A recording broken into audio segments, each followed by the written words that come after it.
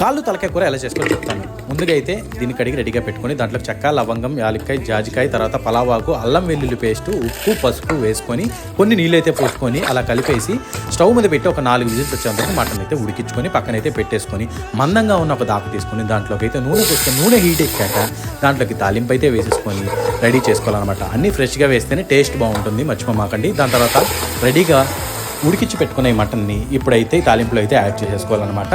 ఈ మసాలా పట్టేంత వరకు ఉడికించుకొని దానికి రుచికి తగ్గ కారం, ఆల్రెడీ ఇంతకుముందు ఉప్పు వేసాం కాబట్టి చూసి ఉప్పు అయితే వేసేసుకోవాలన్నమాట. సో దీన్ని అయితే మంచిగా మిక్స్ చేసుకొని గ్రేవీకి తగ్గ వాటర్ అయితే పోసేసుకోవాలన్నమాట. ఈలోపు చింతపండు అయితే నానబెట్టుకోండి.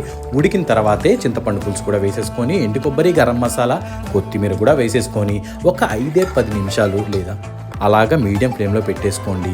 ఇలా నూనె అయితే పైకి వచ్చేస్తుంది. అది చూస్తేనే అర్థమైపోవాలి కర్రీ రెడీ అయిపోయింది.